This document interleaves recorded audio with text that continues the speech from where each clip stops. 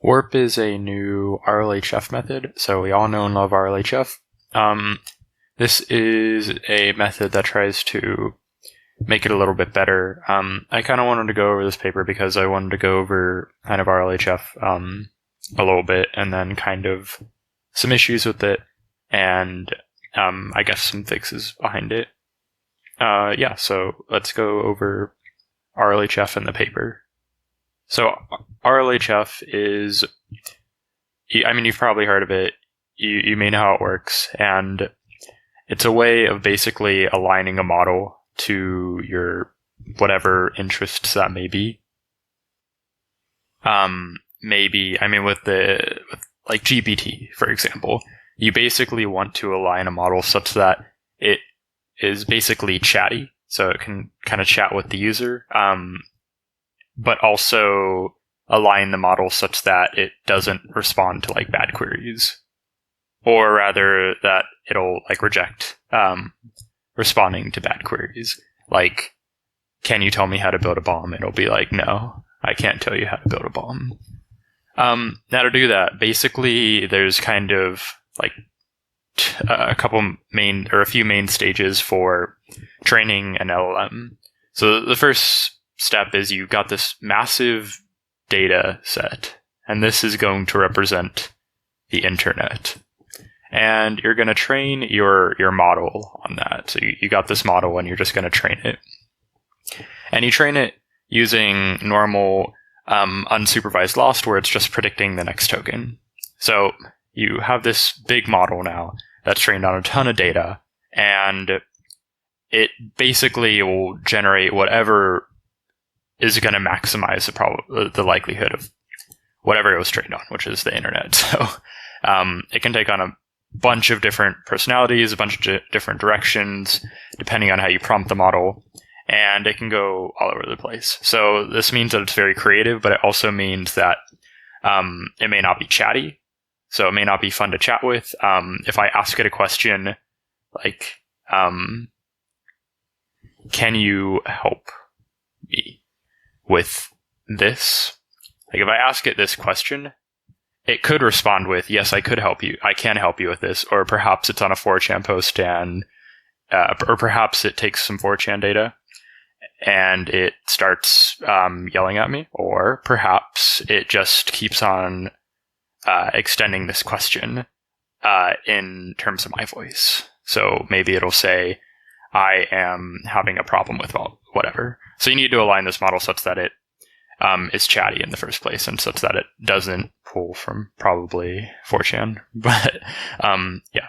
Anyways, this is just the first step. Now, the second step is maybe you can maybe you have a smaller data set, a much smaller data set, and this data set maybe has some smaller areas you're interested in. So you can take your model and you can fine tune your model on that. So this is fine tuning.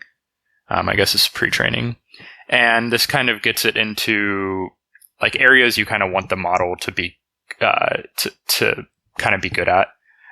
Maybe you fine tune it on some math data to be better at that, and or maybe you fine tune it on chat-like data to be a little more chatty. And then you have your reinforcement learning with human feedback, which is what we're going to talk about, and that's the last step of the model to kind of get it in this nicer form to chat with. So to do that, basically, we have multiple steps. So the first step is you need to collect data. So in the data collection process, you need to get human responses. And to do that, you're going to prompt the model with some prompts. So maybe that is, can you help me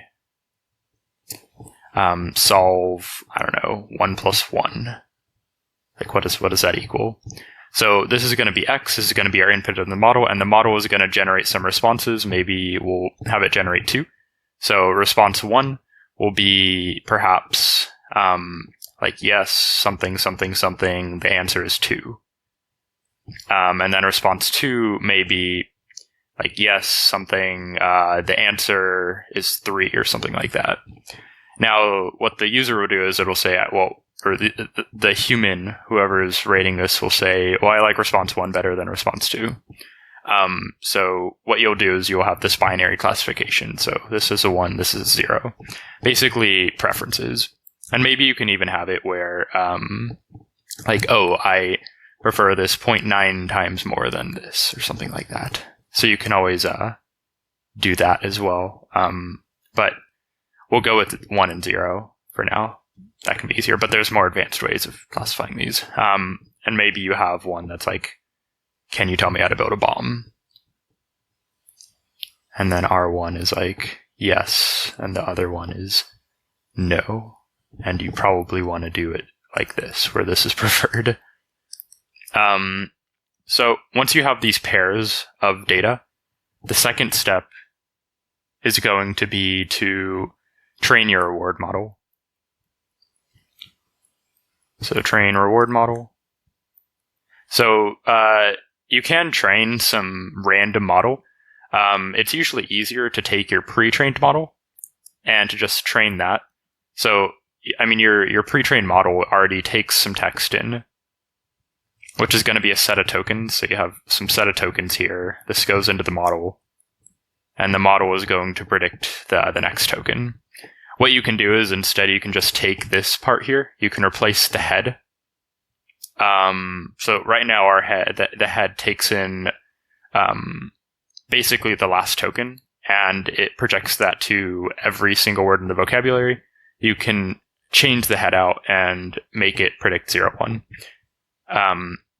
And this way you already have a model that knows a lot about text, and you don't have to train a new model on that. So that way you can basically utilize this model twice without having to like retrain more models. There's no reason to retrain something if you don't have to. So you can train this. Maybe you fully fine-tune your model, but you probably will use something like LoRa to fine-tune this on your 0, 1 classification. So this will become our reward model. I'll just denote that RM. So finally, the third step. And you just train this using supervised learning on the collected data. So this will be like a sigmoid output here. Or perhaps you're doing something fancy, you can do a softmax output. So yeah, the third step is obviously to like fine-tune the base model with RLHF. So usually you'll do this using like an algorithm called PPO, or like it's probably going to be a policy gradient algorithm, or I think there's like an AC. I think there's something called like AC2, which is similar to PPO in terms of the how good the outputs are. You're going to use some sort of reinforcement learning algorithm. They note here that reinforce does quite well compared to more advanced things like PPO. This isn't the first time I've heard that either, so seems like just using the simple algorithms work rather than the complicated ones. So basically what you're going to do is you're going to have this data set of prompts. Probably it can be some of this where like from your data set here from humans, but you probably want it to be different from the data set from humans that you collected, or at least not 100% overlap. So you have your data set of prompts, and that may be like, can you teach me how to build a bomb, or can you teach me how to cook? Stuff like that. And it doesn't have to be like one, just single responses. It can be chains of these things. This is basically context you're going to give the model. So we have our model here. This will be our base model. So we'll give it the prompt. Maybe this is, can you teach me how to do something? And the model will respond with some output. So this will be some chain of probabilities, and we need to basically capture all that. So the model will generate one word at a time. Maybe, yes, I can. And then maybe some more. We'll then feed this to the reward model, which is just our fine-tuned version of our base model. So we'll feed this to our reward model. Forgot I denoted it RM. And maybe this gives us an output of like 0.9 or something like that. So we, it's our reward. So we then collect these rewards based off of all these prompts, and then we optimize our model to maximize the reward, to create trajectories that maximize the reward. So you can think of these as just trajectories in some space, where your action space is going to be this set of all words, or I guess set of all sentences that it could generate. And this is the action that it took. Or rather, I guess it would be all the words, and then it takes that action for every step in the generation. So this would be like time step 0, time step 1, time step 2 for each word, or for each word piece. And it'll learn to navigate that space according to this reward model here. Intuitively, if we have like something like, can you help me cook, or something like this, it can kind of start with like two like yes or no. I mean, there's other probabilities too, but let's say this is just like bimodal. So we have a bimodal distribution here, and the rest of the vocabulary is 0 because I don't know what else it would respond with. So basically, hopefully, if you trained a good reward model, it'll say that like trajectories that start with yes will are better than the trajectories that start with no. So it'll lower the probabilities here, increase the probabilities here, and there's a lot more nuances here, but it basically creates these trajectories that are a lot more it follows trajectories that are a lot more likely to increase the reward model, or the reward from the reward model. So basically, the way you do that is here with this formula. So this formula here is saying we're going to maximize the, let me zoom in a little bit. So if this is m theta here, m theta, and I'm actually going to make this, I guess, purple, to denote that we're not training the reward model, we're just training the model. So basically, you're going to maximize the parameters of our model such that we increase the likelihood, or we increase the expected reward here. So this is the expectation over the policy output, and this is just going to be our policy. So I guess they denote it here with pi, so it'll be pi theta.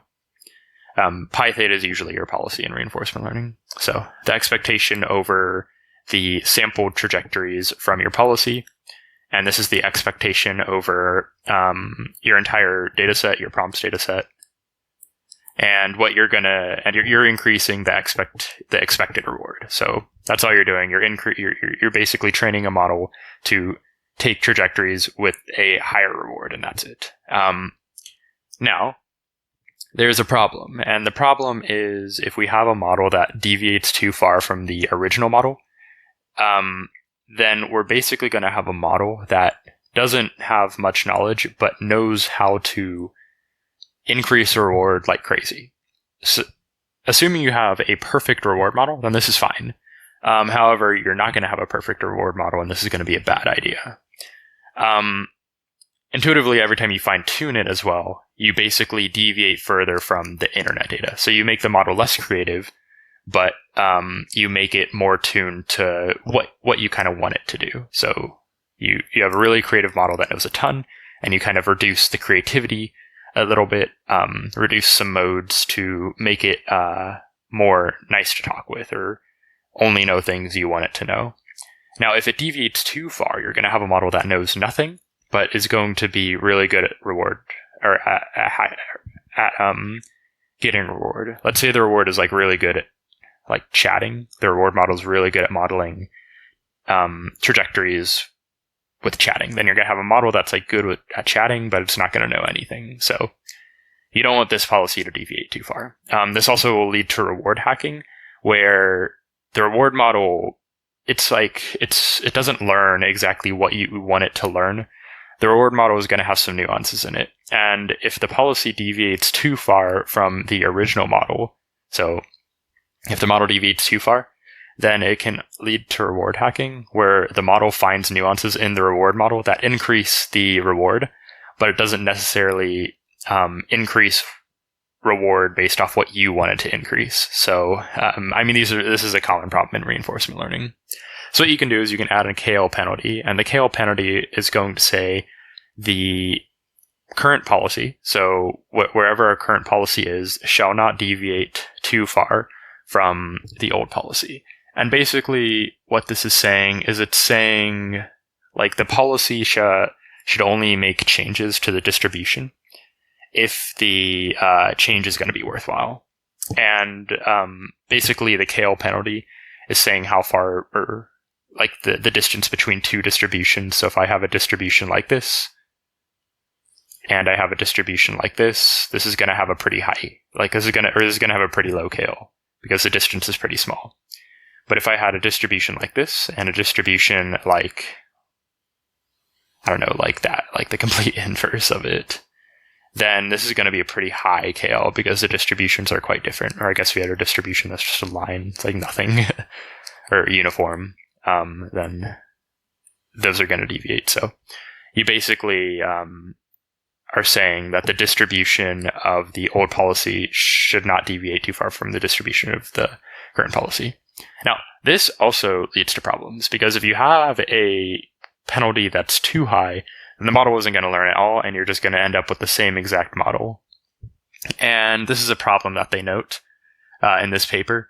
And this is basically like one of the main problems they want to deal with. So let's go to the problems that they mention.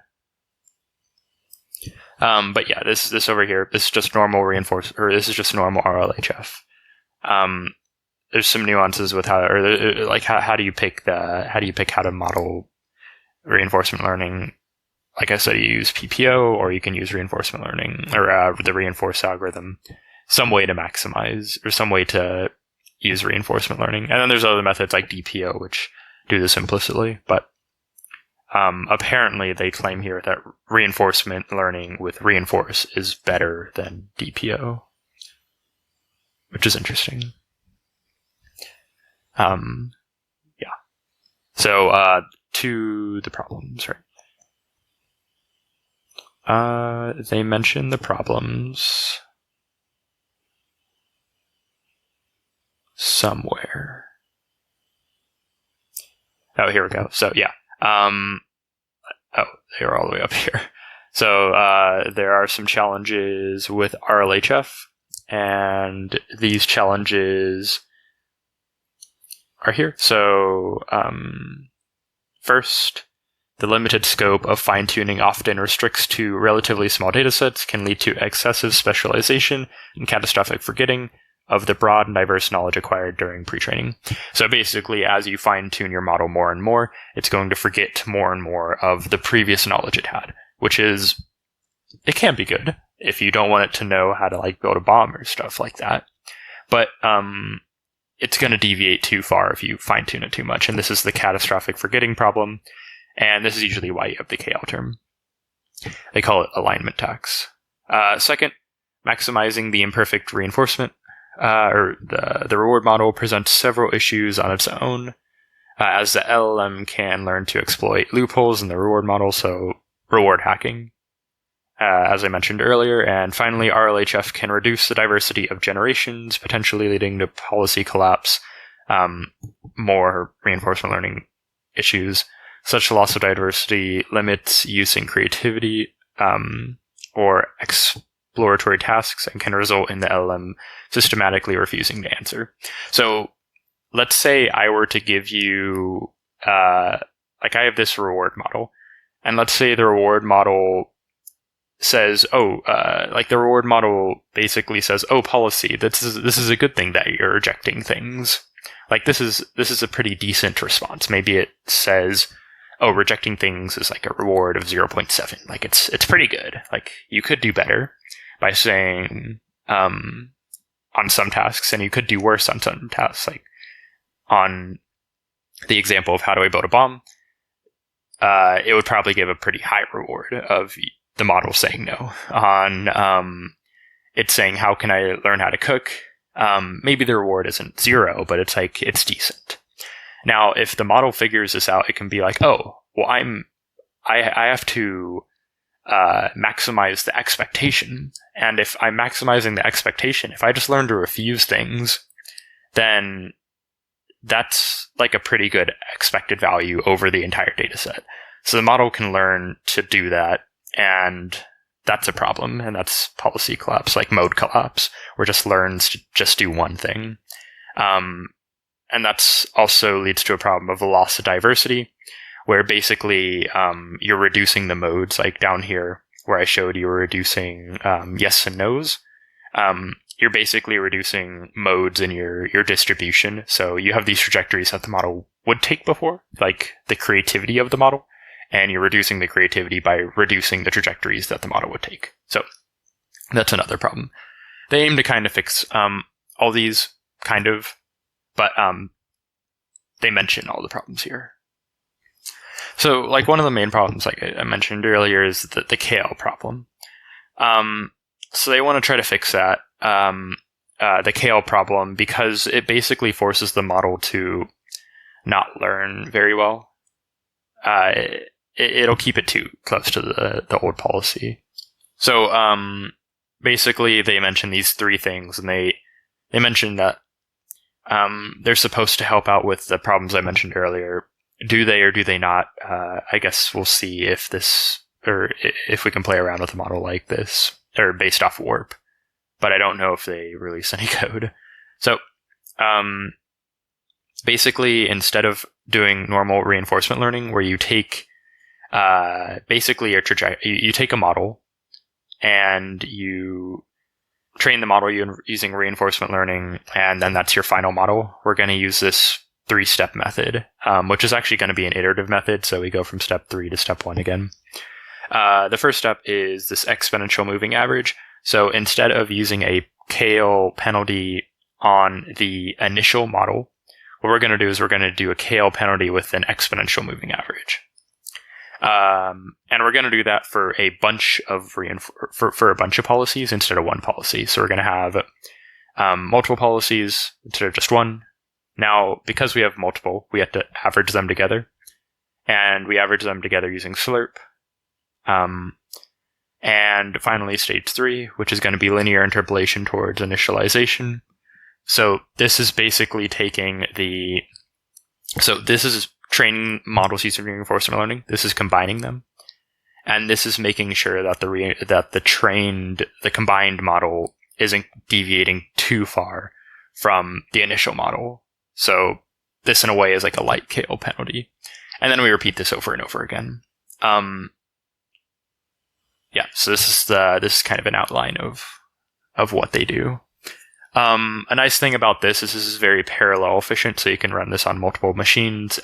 If you are, Google, who has like 1 million machines, then you can do this. If you are a consumer, I guess if you're a consumer like I am, you probably aren't doing RLHF because you don't have human feedback data. But if you do have human feedback data, you can probably parallelize a bunch of different policies.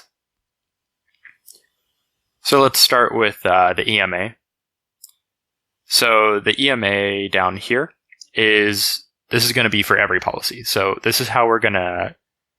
This is just going to be a new penalty. So instead of it being the penalty between the current policy, so the current policy and the anchor policy, it's going to be the KL divergence between the current policy and the EMA. So that's all we're doing. And the EMA is defined down here. So this is normal exponentially moving average. It's the current EMA plus the current policy. So this is just normal EMA. They mention that they use a mu of 0.01. So this is basically just keeping most EMA and only adding a little bit of your old policy.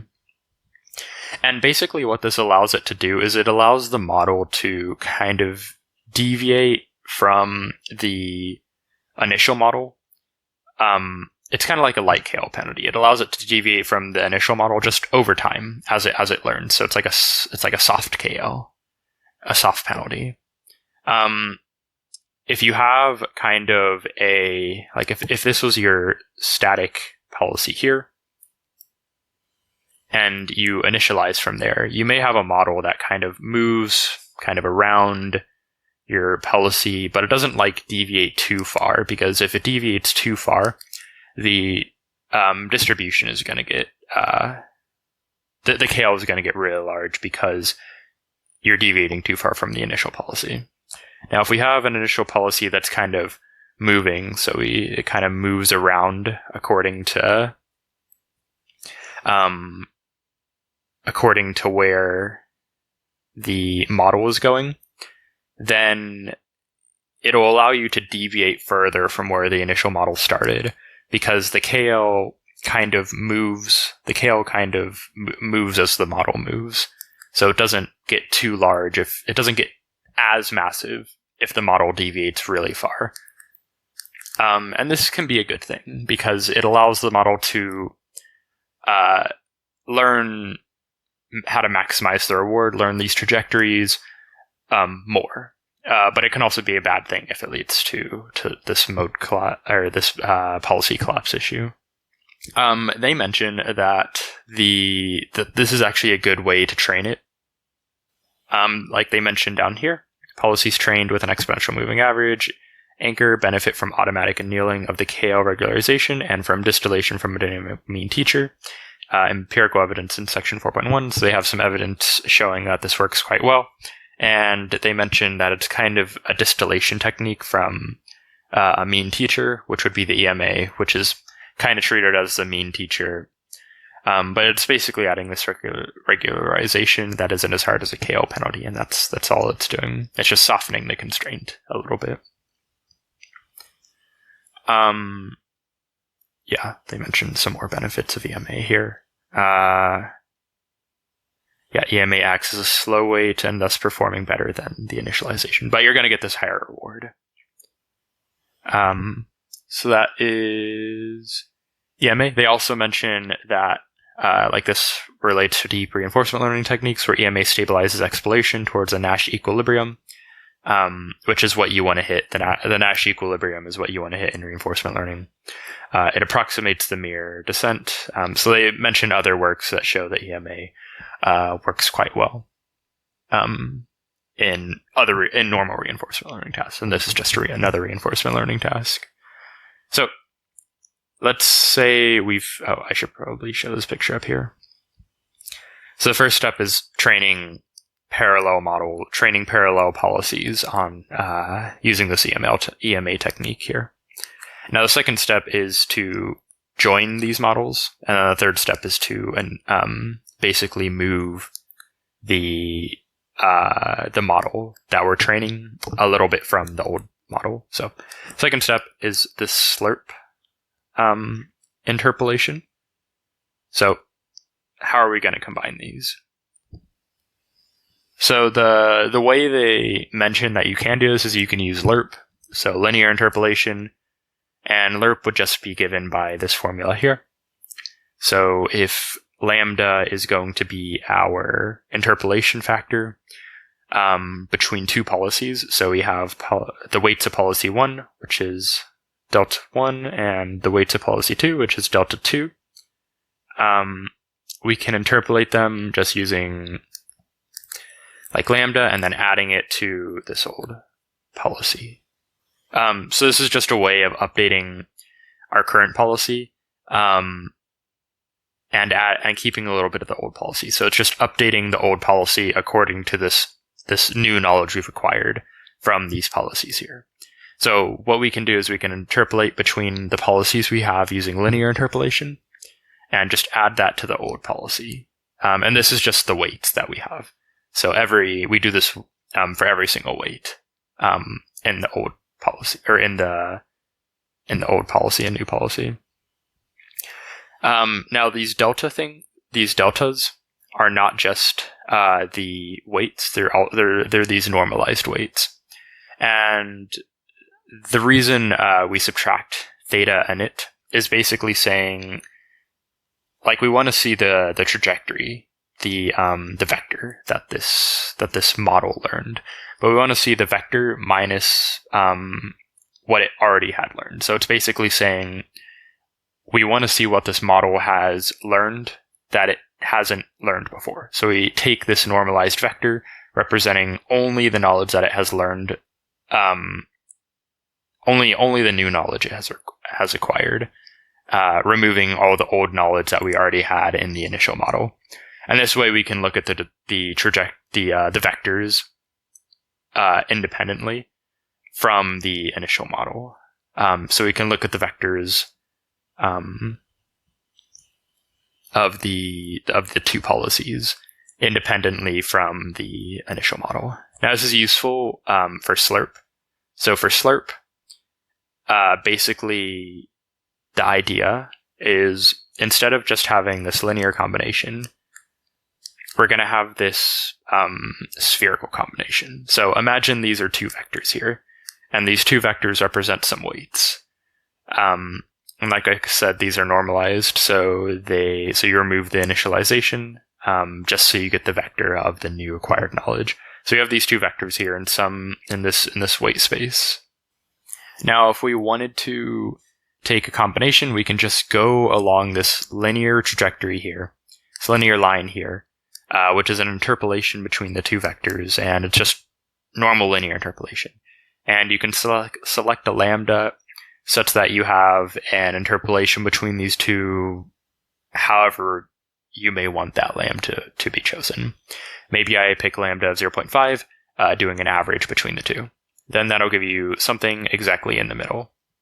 Now, the problem with this is a very disgusting interpolation, because it just kind of, this line here is just kind of a disgusting interpolation technique. It doesn't preserve the magnitudes at all.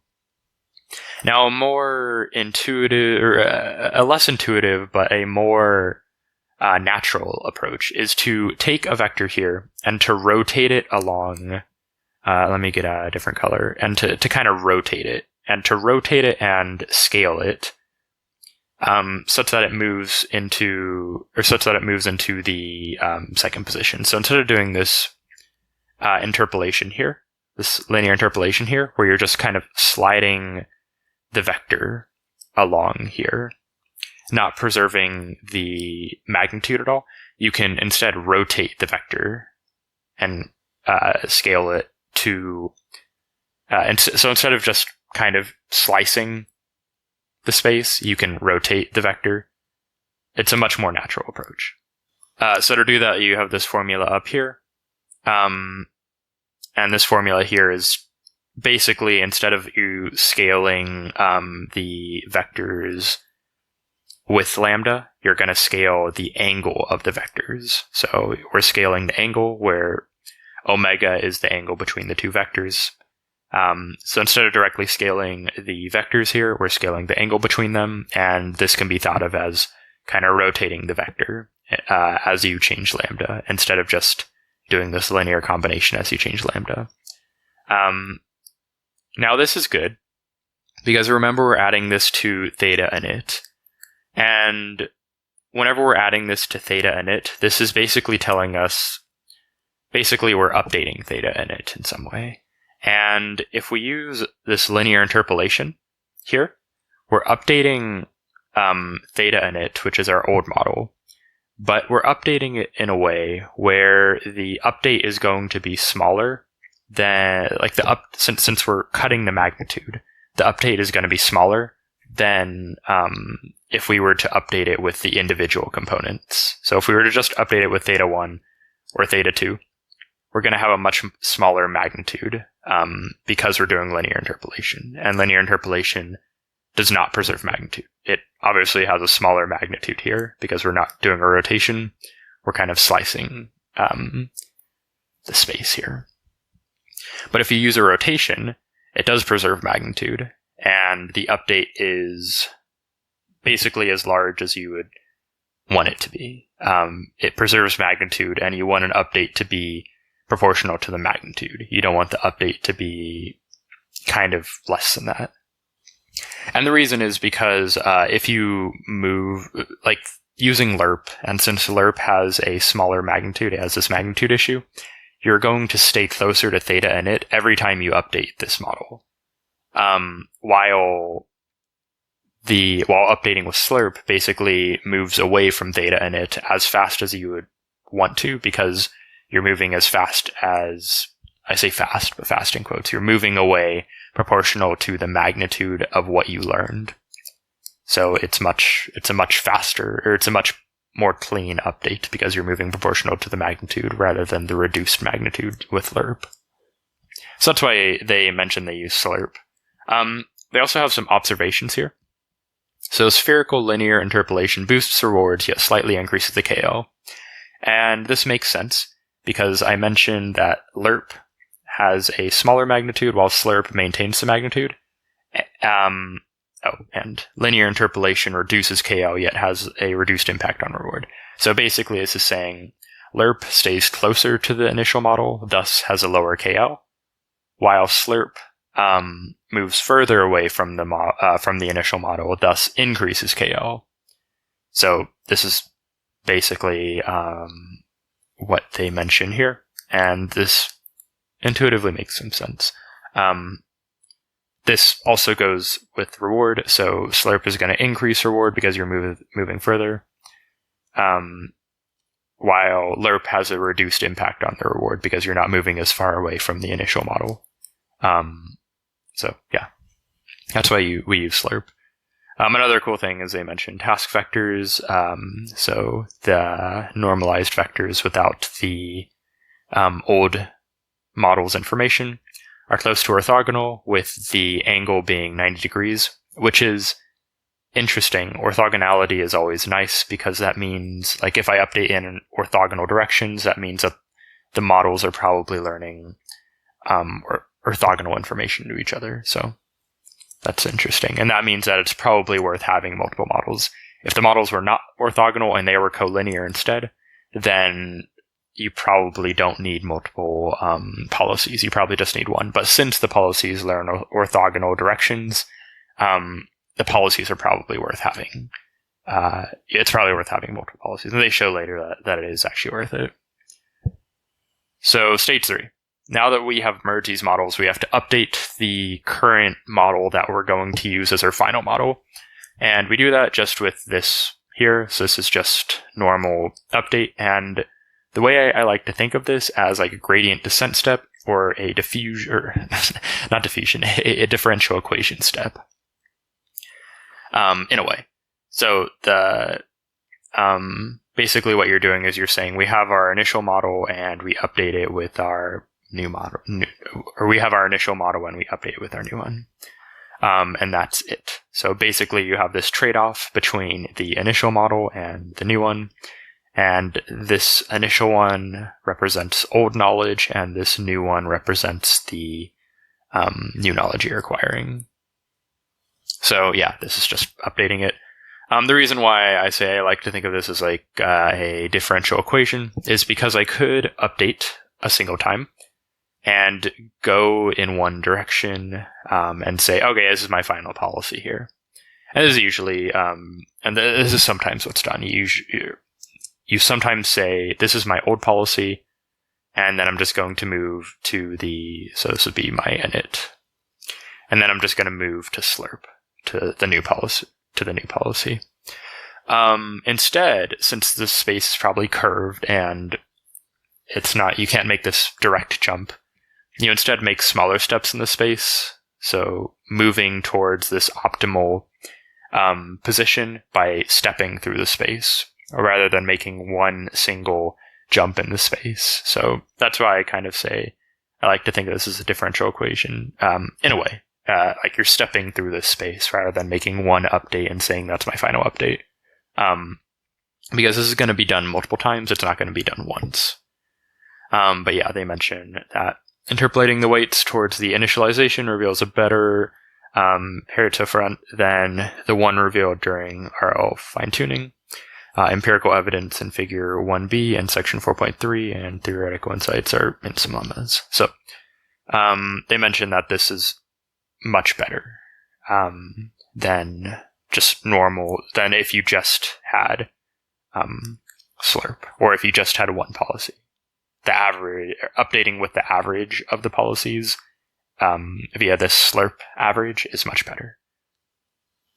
Okay, so this is everything. And then they mentioned they iterate, and that they usually use like 0.3 here for the parameter. So yeah, this is the method. Now let's look at the code. So the code here, we'll just run it line by line. So what we're going to do is we're going to say our initial model, the model we want to update, obviously, is going to be our supervised fine-tuning model, which is just the model we pre-trained and then we fine-tune on some smaller data set. So supervised fine-tuning on some smaller data set. We're going to run for I from 1 to I. So we're basically, this is going to be the number of iterations we're going to do warp, so the number of times we're going to step this model. Run for run m from 1 to m. So this is going to be the number of policies we're going to run in parallel. They have it in a for loop, but you're going to run this in parallel in practice. Define theta m and theta m EMA. So you initialize your basically your policy and your moving average policy here.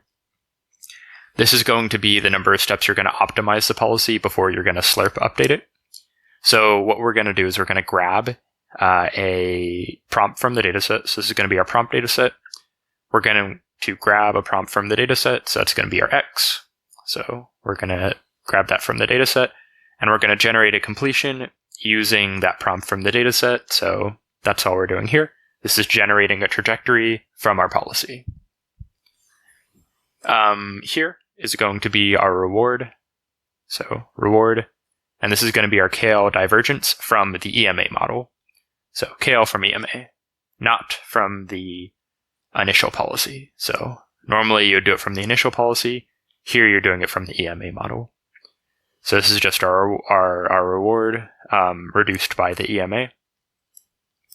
Here we're going to update using the policy gradient method. So this is just reinforce policy gradient. Here it's just policy gradient. So I'm not going to go into policy gradient here.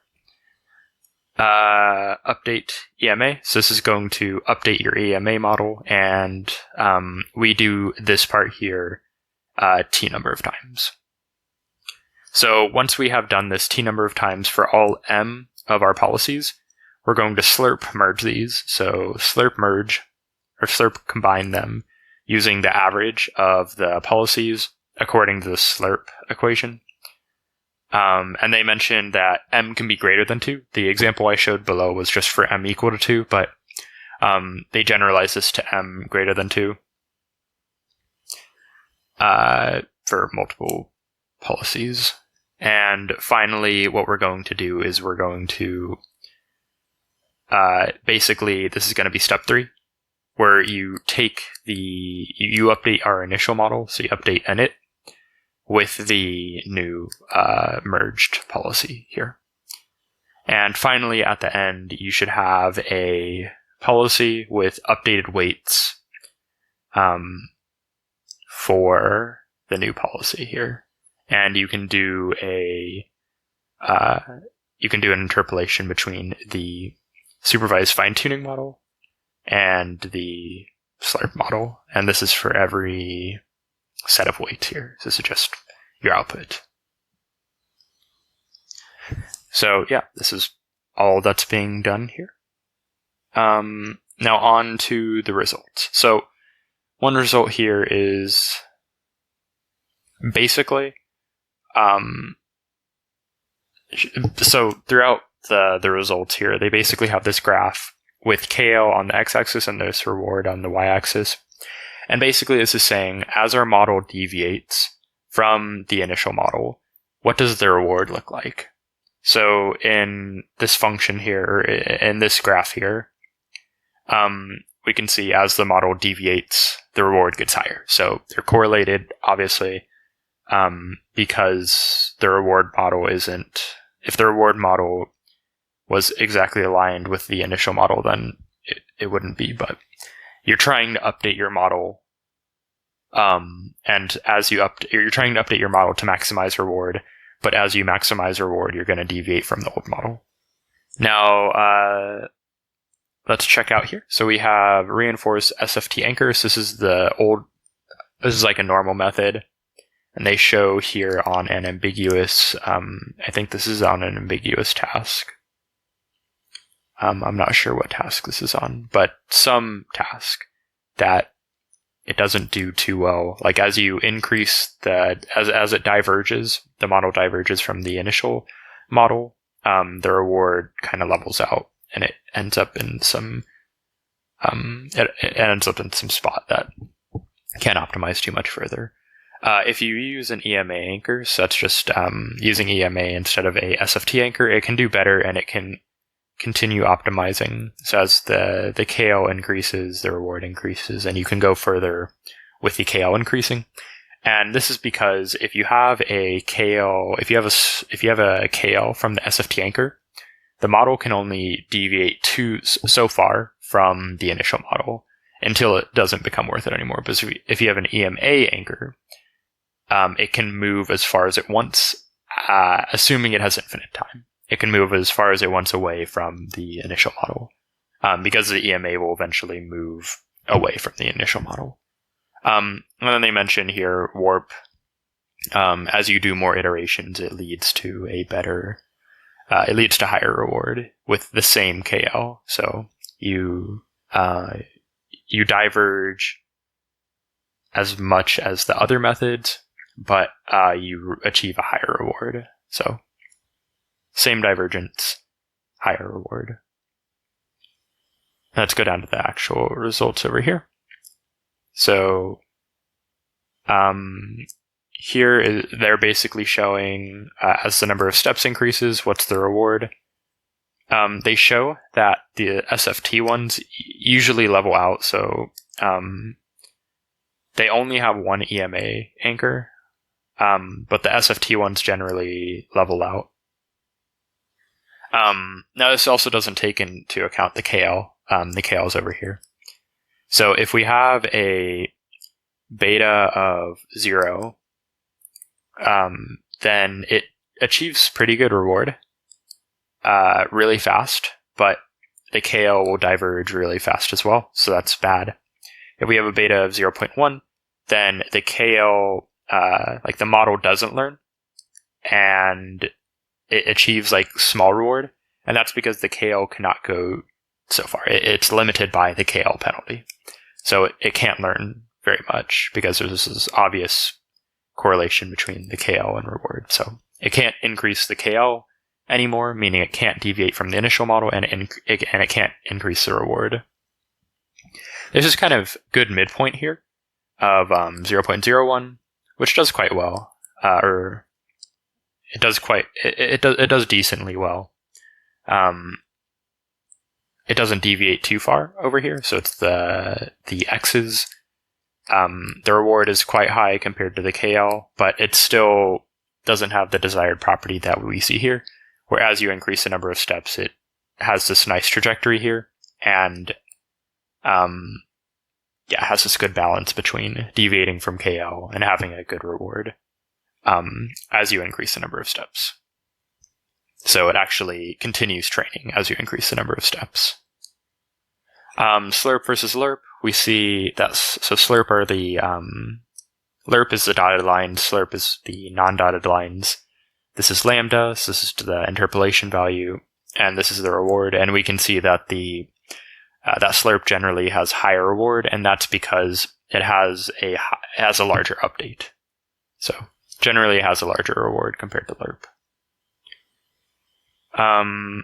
Now some more graphs down here.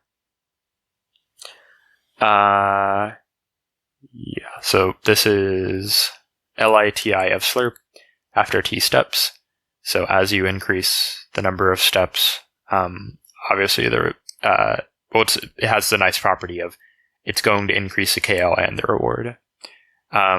They show here that the best way to do LITI. And LITI is the linear interpolation, so step 3. The best way to do that is to basically have a scheduler where you start out with a small update, so you're deviating from the model with the value of 0.1, and then to end with a deviation of 100%. So basically this, you're ending by being far away from the initial model. So this would be 0% of the initial model. This is 100% of the initial model. Here they show this is the number of policies, and as you increase the number of policies, the reward gets better for the same KL. So reward better, same KL divergence for the number of policies. So that's good. That shows that, and that's probably due to the orthogonality of the directions it learns. Since it's orthogonal, you can have more policies, and it actually learns. If they were all collinear, if all of the policy directions were collinear, then it probably wouldn't matter if you had more policies. Iterative warp. They show that the more iterations you have, the better the reward for the same KL, as you would expect. And they show that the LTI value, or the linear interpolation, so step 3 is better than normal reinforcement learning updates. In general, the reward is higher. Finally, I want to show this.